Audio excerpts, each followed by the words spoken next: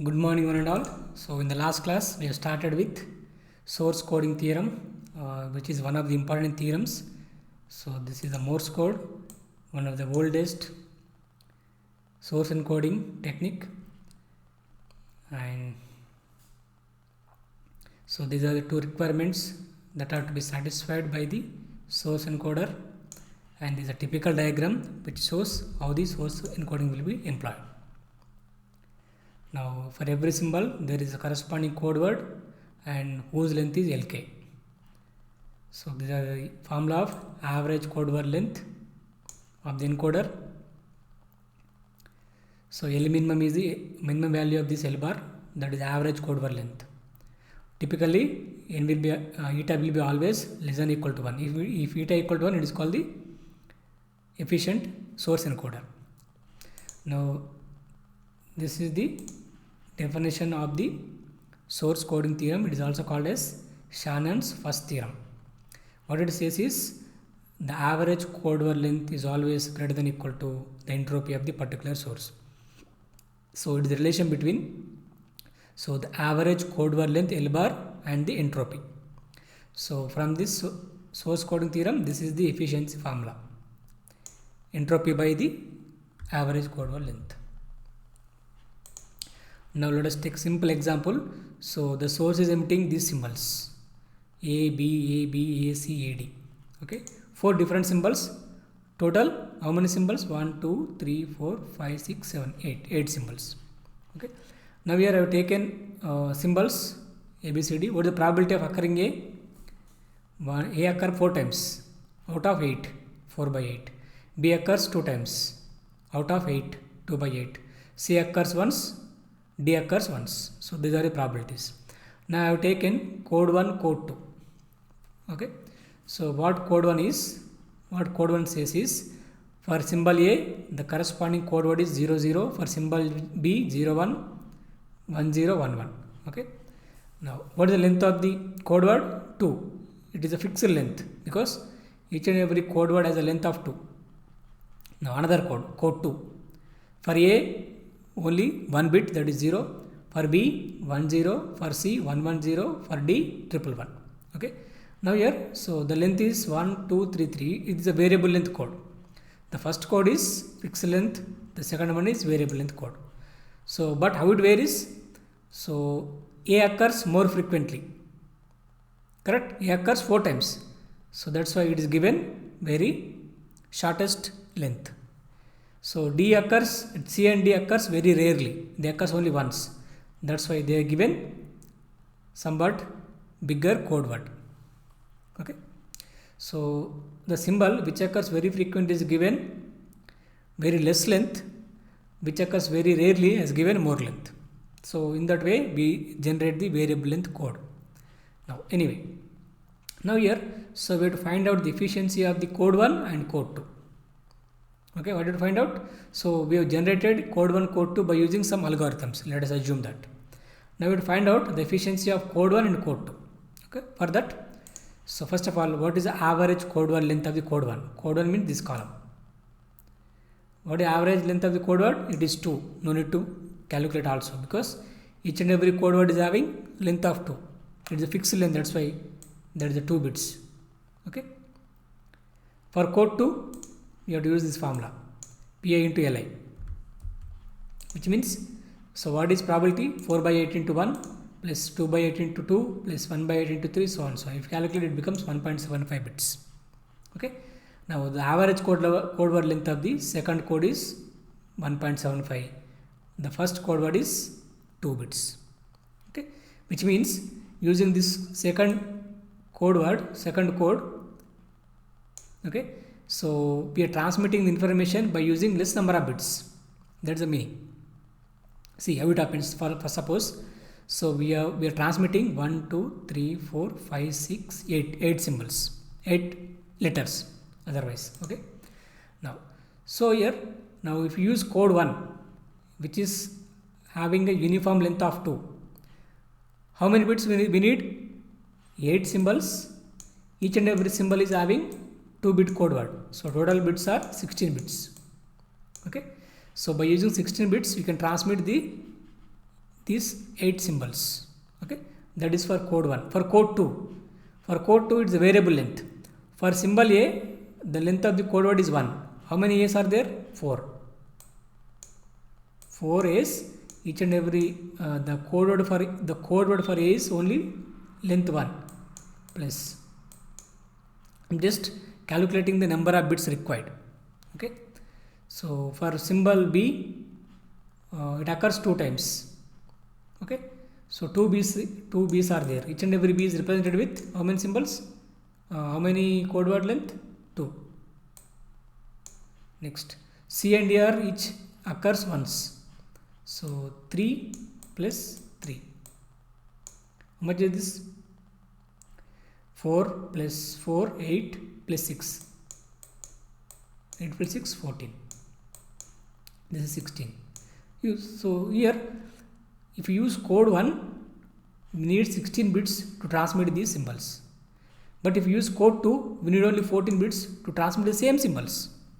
Okay, which means, so by using code 2, we are transmitting by using less number of bits.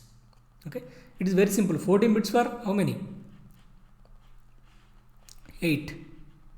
Okay, now, so this is average code word length. This is the total number of code words. Average means how many symbols? 8. So this becomes 1.75 bits. Okay, you must understand in that sense. Okay, so what is entropy? Now here, entropy of the source depends upon only probabilities. I told you already. Entropy is the only function of probabilities. You calculate entropy. What the formula? Pi log base to 1 by pi. All those things, you calculate this. Entropy also becomes 1.75. Okay, you go with these calculations. I hope it is correct. You try to do on your own. Now, so let us calculate the efficiency of the code 1. What efficiency formula? Entropy by L bar. Entropy by L bar means entropy by the average code word length. For code 1, what is the average code word length? 2. So what is entropy? 1.75 by 2. 0.875 or approximately, you can also write 87.5%. The efficiency of this source encoding is approximately 87.5%. For code 2, it is 100%. Okay. So the code 2 is very efficient compared to the code 1. Correct? So that is about the finding the efficiency of the source encoder. Okay. Now, so that is about source coding theorem. Now, next we have is channel coding theorem. One more theorem. So now here, so obviously what I have written here is, so the probability of error of may reach a value of 10 power minus 1, which means 10 power minus 1 means I can write this as 1 by 10. 10 power minus 1 can also be written as 1 by 10.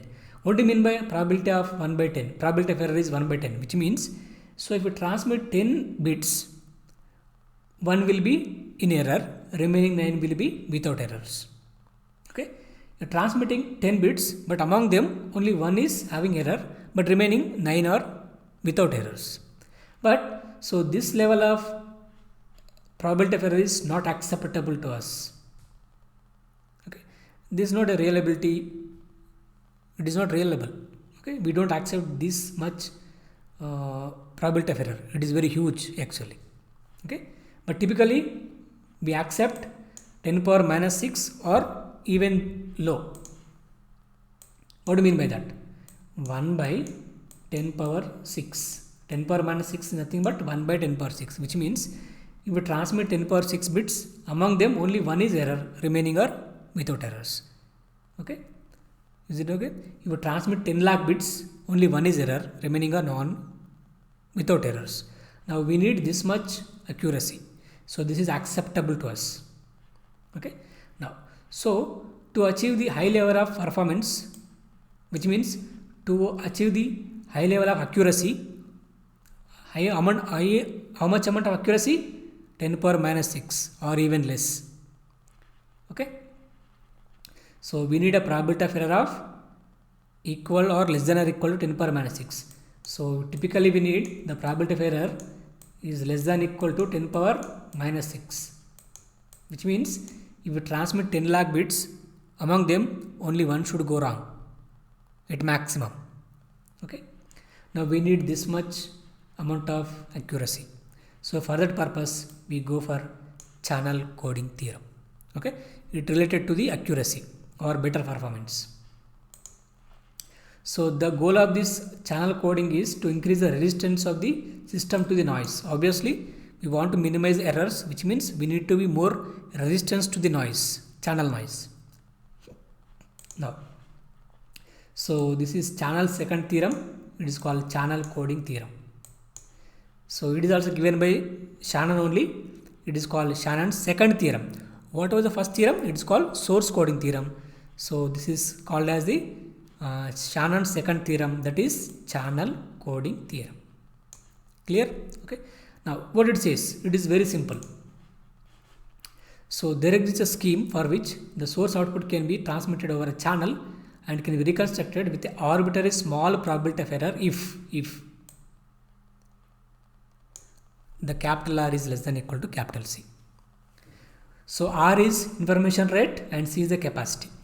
Okay, which means, so if you have a channel, let me take a channel, it has got some capacity C. Okay, we have a channel whose capacity is C. Now if you transmit information rate R, okay, if our information transmission rate R is less than or equal to capacity of the channel, okay, if you transmit the information that is less than the capacity of the channel, then there won't be much errors. Otherwise, so with a arbitrarily small probability of error. Okay. Conversely, suppose, so you take a reverse situation. You have a capacity C, but you are trying to transmit more than the capacity of the channel. Okay, so your transmission rate is more than the capacity of the particular channel. Then what will happen? So it is very difficult to transmit or reconstruct with arbitrary small probability of error. Okay, so it is as simple as that. We have a channel with a capacity that is C. We must transmit our information at a rate that is less than the capacity of the channel.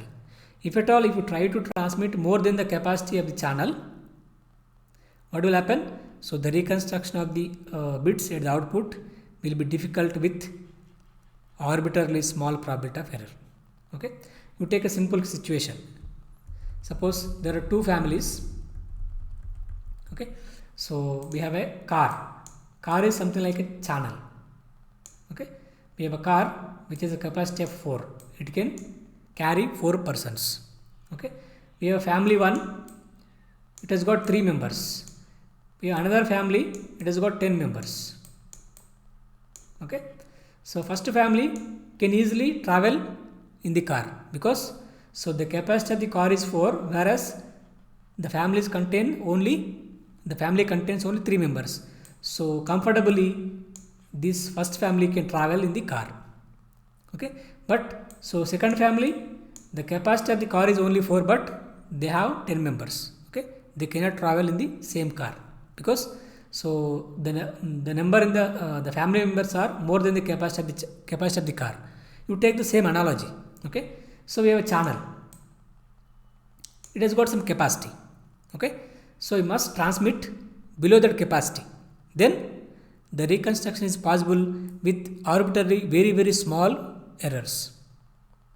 But if you try to transmit more than the capacity of the channel, so it is very difficult to reconstruct with small errors. You may reconstruct, but errors would be high. So if at all you want very small amount of errors, you must always transmit the information at a rate that is less than the capacity of the channel. Okay, so it is not that difficult to understand. I hope it is very simple thing. Okay, but I am not going into details, but I just giving the glimpses. That's it. Okay, so this is the channel coding. It is a relation between the information rate and the channel capacity. So what about source coding? So that is a relation between average code word length and entropy. Okay, just remember these two theorems. You just remember the definition. That is enough for us. Okay, but I'm not going into details. You just try to understand things in a simplest way. Okay. Now, so this is what the complete picture of the digital communication system. So we take information that need to be transmitted. First of all, we do source encoding. What do you mean by source encoding? We generate a code word. That's it. We generate a code word. Okay. Now next we do channel coding. What do you mean by that? What do we do? So the purpose of the channel coding is to transmit the bits with less number of errors. Okay. The purpose of the source coding is to transmit the information by using less number of bits. Please make a note of this. So the purpose of source coding is to transmit the information using less number of bits. I told you, I have taken an example, code 1, code 2. Okay, code 2 is a variable length code where it requires very less number of bits to transmit the same number of symbols. This is the job of the source encoding. What about channel coding? The job of this channel coding is to minimize the errors. So it always tries to transmit the data by using or by getting very less number of errors. Okay, it deals with the less number of bits, it deals with the less number of errors. Okay, so actually they are dual of each other. Okay, they are independent of each other, so there is no relation between source coding and channel coding. Okay, they are almost independent, they act independently and their purposes are different. Okay, now next we modulate, we transmit over a channel, we receive, we demodulate. So this is source encoding, channel encoding, this is a channel decoding, this is source decoding, this is finally information that is received. Now this is a complete picture of any typical digital modulation technique. Okay, so the extra blocks we use are source and channel encoding, at the same time decodings.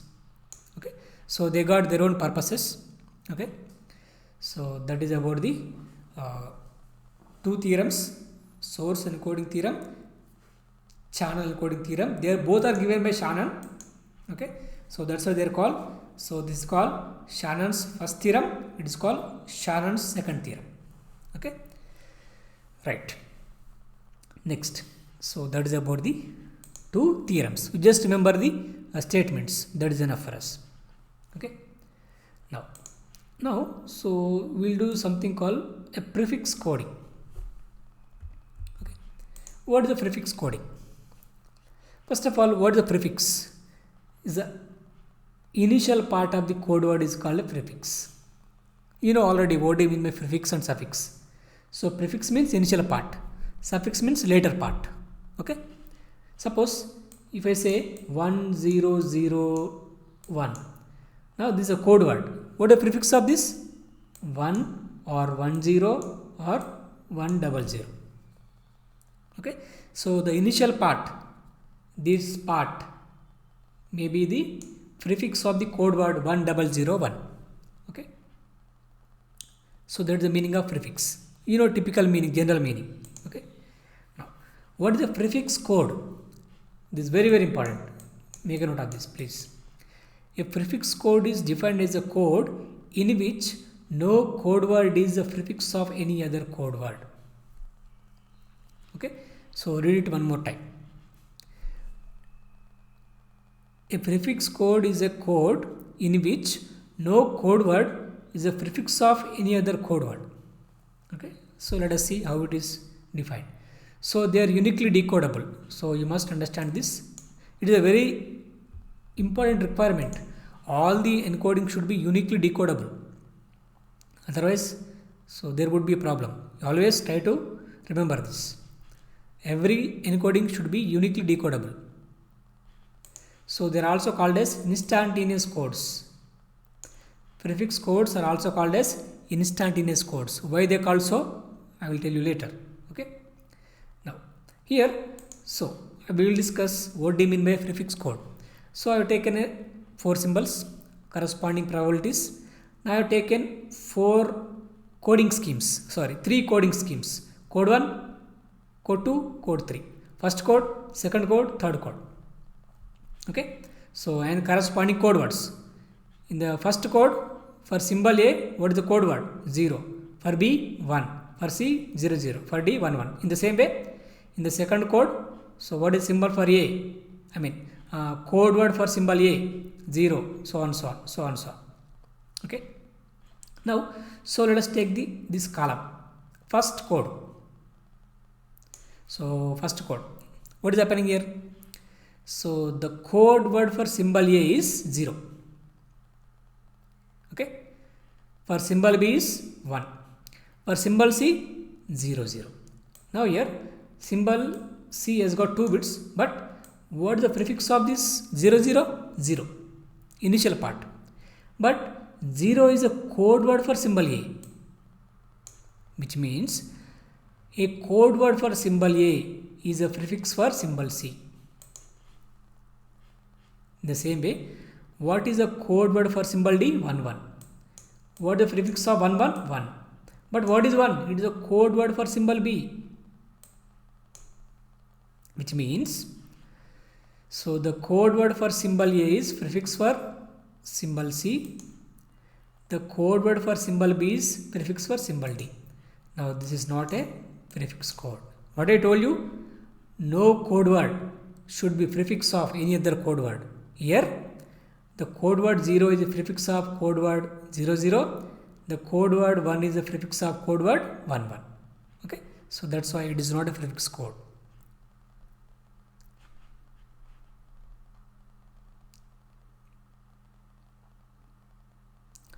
Next, let us see code 2. What is happening in code 2? So we have 4 code words 0, 1, 0, 1, 1, 0, 1, 1, 1. Code word 0. Is it prefixed to any remaining 3 code words? You check this column. Is 0 prefixed to any other code words? No. Next, 1, 0. Is 1, 0 prefixed to any other code words? No. 1, 1, 0. Is 1, 1, 0 prefixed to any other code words? No. Here, no code word is prefixed to any other code word. Is it okay? You check it once. 0 is not prefixed to any code words. 1, 0 is not prefixed to any code words. Similarly, 1, 1, 0, 1, 1, 1 are not prefixes to any code words of this particular code 2. So this is the prefix code. What about last code? Code 3. Here 0. The first code word 0. It is prefixed to 0, 1, 0, 1, 1, 0, 1, 1. It is prefixed to remaining 3 code words. Okay. 0, 1. It is prefixed to this one and this one. 0, 1, 1. It is prefixed to last code word. Okay. So this is also not a prefix code.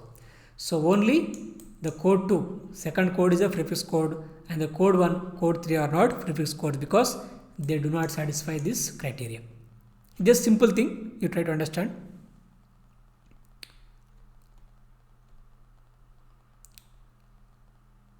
Now, so that is about prefix code.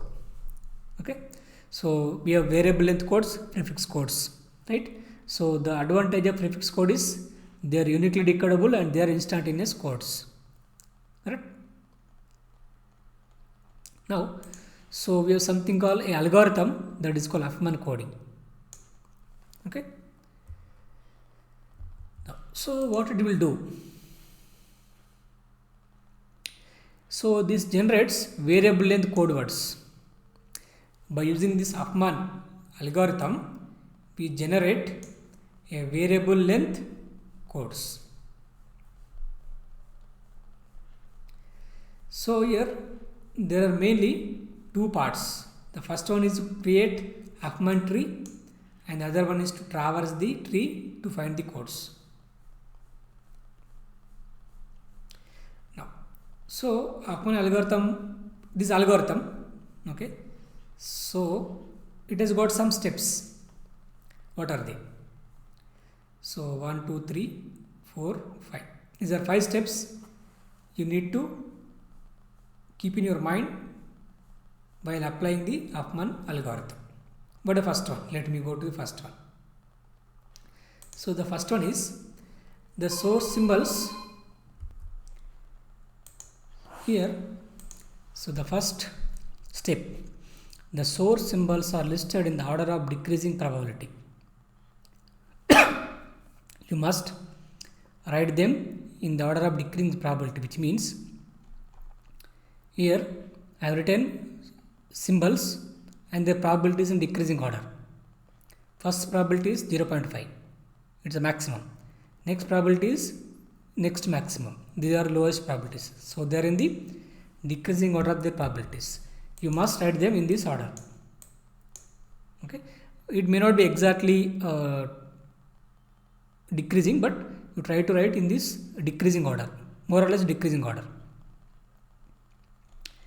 And after that, so the last two symbols of the lowest probability are assigned 1 and 0. So the last two symbols which are having the lowest probability should be given 0 and 1. Next step, that those two symbols are combined into a new source symbol with the probability equal to sum of the two original probabilities. Here what I want to say is, you go to the same here. So we have written in the decreasing order of their probabilities, and the last two symbols for these two symbols assign 0 and 1. Okay, next, so what is step 2?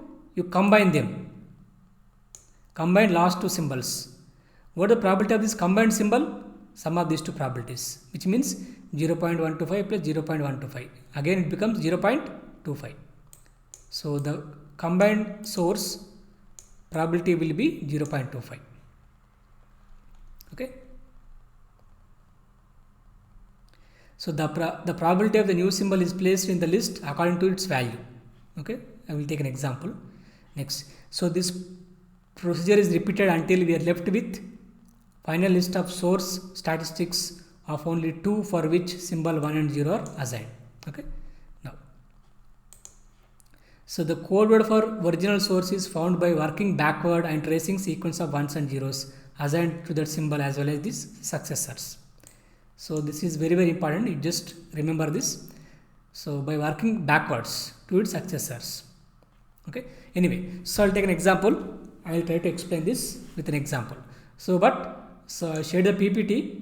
Please you try to read the steps 2 or 3 times. Okay. So these are the steps. You read them from the PPT. Now I have taken this example. So I have these symbols A, B, C, D, E and the corresponding probabilities. So for this I need to find out the code words by using Huffman algorithm. So let me go to algorithm first. Okay. Now, so here first of all this Huffman tree you need to generate. Okay, first.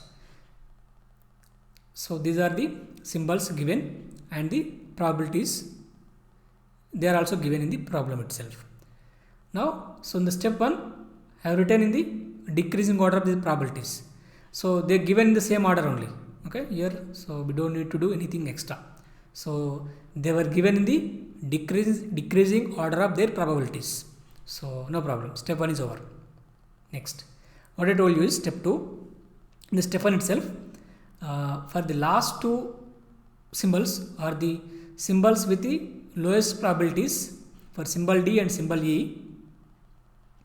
So we should assign 0 and 1.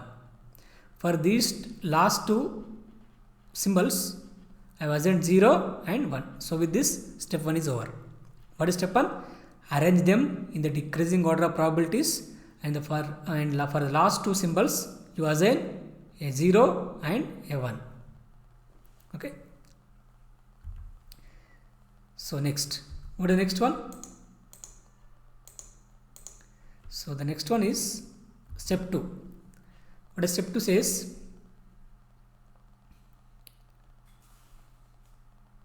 Step 1. Step 2 says, so you combine the last two symbols. How we combine? Combine the probabilities. If you add 0.1 and 0.1, it would be 0.2. Now we have how many symbols now?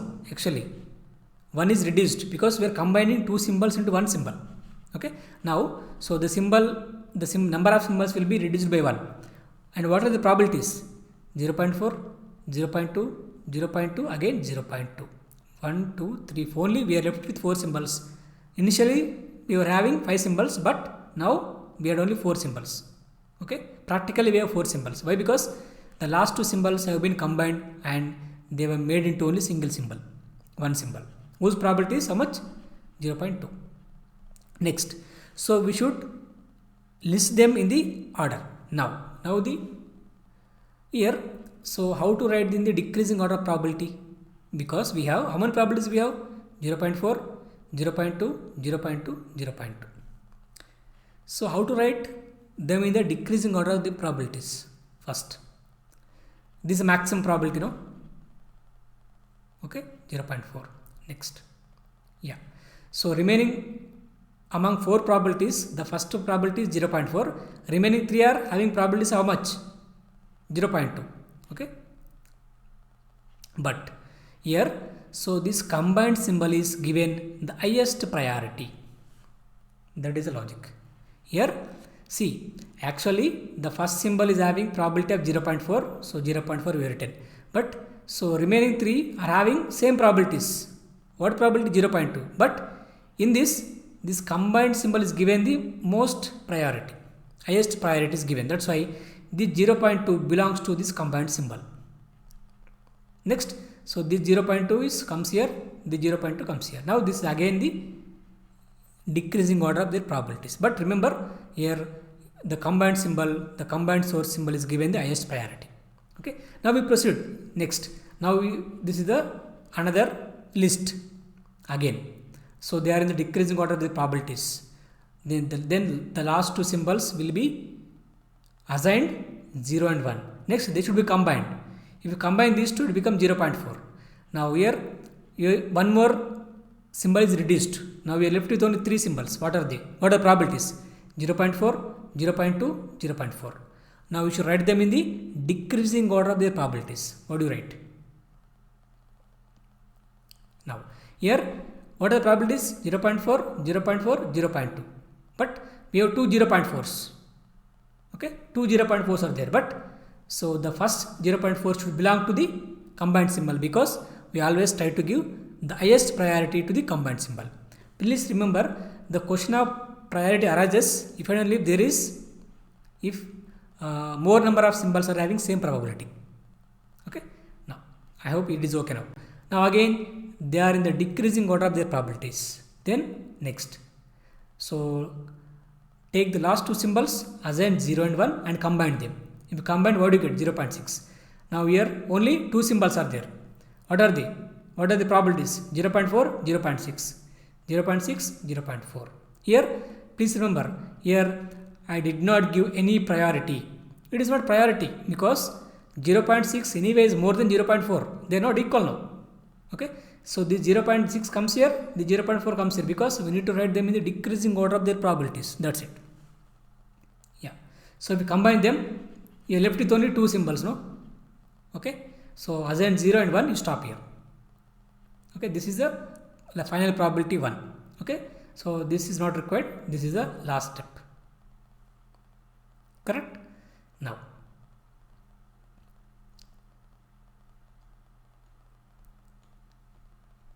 this is one more step.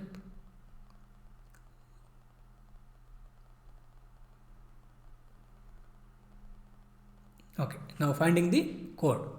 So we have done tree. This is a tree. This is Huffman tree. Okay, so we have to find out the codes or code words. How we find out? I told you. How we find out? So the codes for the original source is found by working backward and tracing the sequence of ones and zeros assigned to the symbol as well as its successors. We work backward, not forward. What do you mean by that? Okay, so let us see.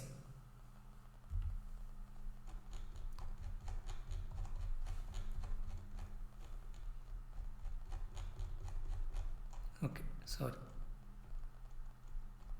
Now,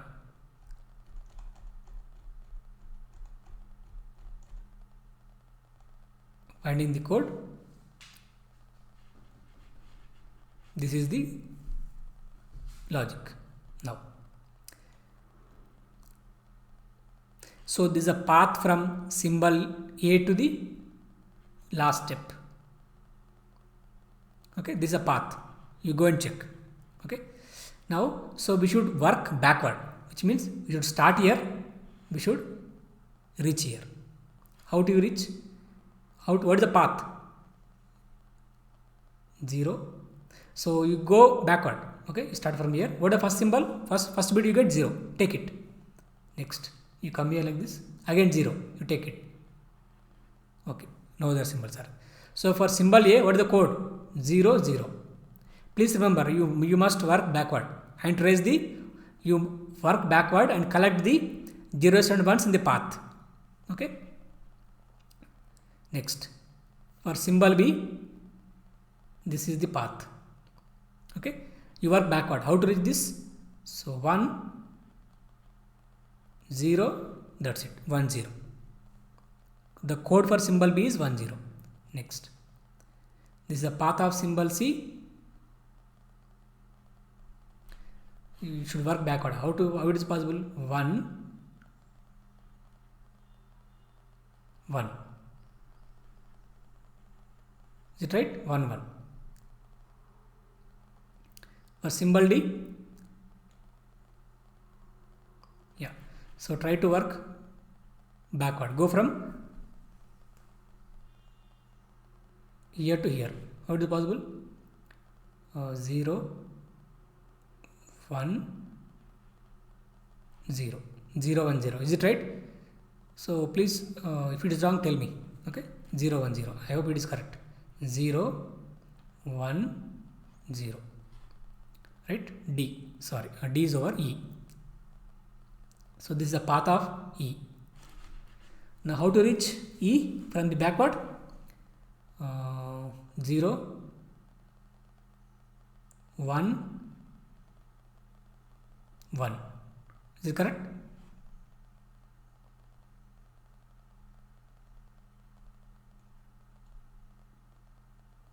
These are the corresponding symbols. Code words for corresponding symbols. For symbol A 0 0, for symbol B 1 0, for symbol C 1 1, for symbol D 0 1 0, for symbol E 0 1 1. Okay.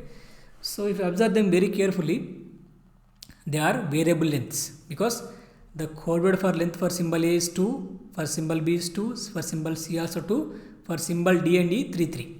They are having different lengths of the code words.